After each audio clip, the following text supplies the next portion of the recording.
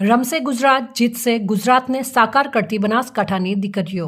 SGFI national ટુર્નામેન્ટમાં બનાસકાંઠાની સુગના ખરાડીએ gold medal પ્રાપ્ત કરી જિલ્લાનું ગૌરવ વધાર્યું. બનાસકાંઠાની વિમળા વિદ્યાલય ગઢની દીકરીઓનો દબદબો અંડર 14 વોલીબોલ અને અંડર 13 ફૂટબોલમાં ગોલ્ડ મેડલ પ્રાપ્ત કર્યા.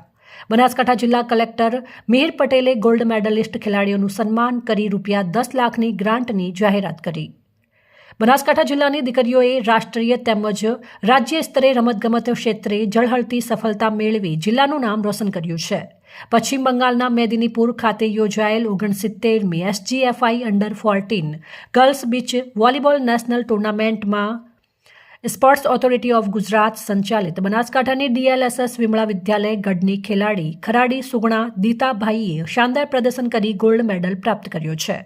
આ ઐતિહાસિક સિદ્ધિ બદલ આજરોજ બનાસકાંઠા જિલ્લા કલેક્ટર મિહિર પટેલ દ્વારા ગોલ્ડ મેડલિસ્ટ સુગના ખરાડીનું મોમેન્ટો અને પુષ્પગુચ્છ આપી વિશેષ સન્માન કરવામાં આવ્યું હતું.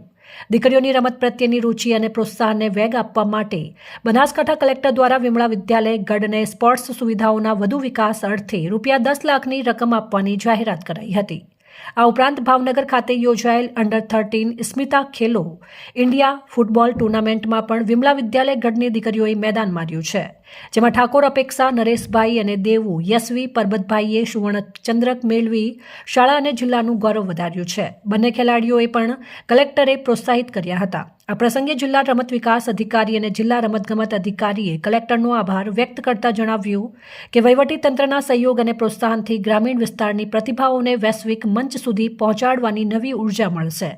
વિમળા વિદ્યાલય ગઢના પ્રવીણકુમાર જોશીએ જણાવ્યું કે આજે અમારા માટે ગર્વની ક્ષણ છે કે વેસ્ટ બેંગાલ ખાતે આયોજિત under 14 girls beach volleyball national સ્પર્ધામાં અમારી શાળાની વિદ્યાર્થીની ખરાડી સુગનાએ ગોલ્ડ મેડલ પ્રાપ્ત કર્યો છે. વડાપ્રધાન નરેન્દ્રભાઈ મોદીના રમશે ગુજરાત, જીતશે ગુજરાતના અભિયાનને સાર્થક કરતા અમારી દીકરીઓએ રમતગમત ક્ષેત્રે ઉત્કૃષ્ટ પ્રદર્શન કર્યું છે. તેમણે જણાવ્યું કે મુખ્યમંત્રી ભૂપેન્દ્રભાઈ પટેલના માર્ગદર્શન અને નેતૃત્વ હેઠળ રમતગમત મંત્રી હર્ષભાઈ સંઘવી અને સરકારના પ્રોત્સાહનથી આગામી ઓલિમ્પિક્સ માટે અત્યારથી જ પાયાની તૈયારીઓ થઈ રહી છે. આ કાર્યક્રમમાં શાળાના કોચ, શિક્ષકો અને રમતગમત પ્રેમીઓ ઉપસ્થિત રહ્યા હતા અને વિજેતા ખેલાડીઓને ઉજ્જવળ ભવિષ્ય માટે શુભેચ્છાઓ પાઠવી હતી. બ્યુરો રિપોર્ટ સુરેશકુમાર પુરોહિત, વાવ, થરાદ. બનાસ આસ્તક ન્યૂઝ, ગુજરાત. મારું નામ ખરાડી સુગનાબેન દીતાભાઈ. હું district level sports school Vimala વિદ્યાલય ગઢ બનાસકાંઠાની ખેલાડી છું.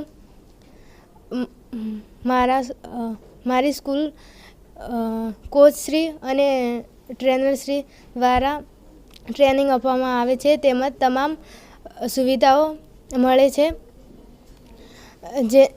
જેના પરિણામે એસજીએફઆઈ બીચ વોલીબોલ અંડર 14માં સમગ્ર ભારત દેશ ગોલ્ડ મેડલ પ્રાપ્ત કર્યો છે.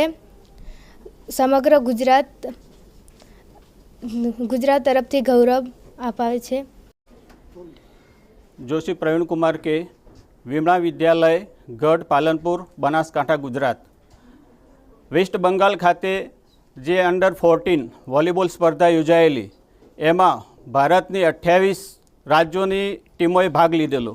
એમાં અમારા વિદ્યાલયની ડીએલએસએસ સ્પોર્ટ્સ સ્કૂલની દીકરી ખરાડી સુગનાએ ગોલ્ડ મેડલ પ્રાપ્ત કર્યો છે. આદરણીય શ્રી નરેન્દ્રભાઈ મોદીનું જે સપનું છે કે દીકરીઓ આગળ આવે, રમશે ગુજરાત, જીતશે ગુજરાત, એ નારા સાથે અમારી વિમળા વિદ્યાલય કામ કરે છે. આદરણીય શ્રી મોદી સાહેબ તેમજ હર્ષભાઈ સંઘવી સાહેબ સ્પોર્ટ્સ ખાતે અત્યારે જે બહુ જ યોગદાન આપી રહ્યા છે અને 2036માં જે ઓલિમ્પિક્સ રમાવાની છે એની અત્યારથી જ અમે તૈયારીઓ ચાલુ કરી દીધી છે.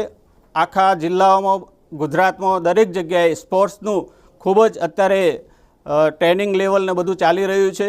અમારી વિમળા વિદ્યાલયના જે ટ્રસ્ટી શ્રી આદરણીય શ્રી કુમારભાઈ ઝવેરી જે ન્યૂયોર્ક રહે છે, પણ પોતે ત્યાં બેઠા બેઠા અમારા વિદ્યાલયની ચિંતા કરે છે અને એ પણ અમારી દીકરીઓ આગળ આવે એમાં ખૂબ જ યોગદાન આપે છે.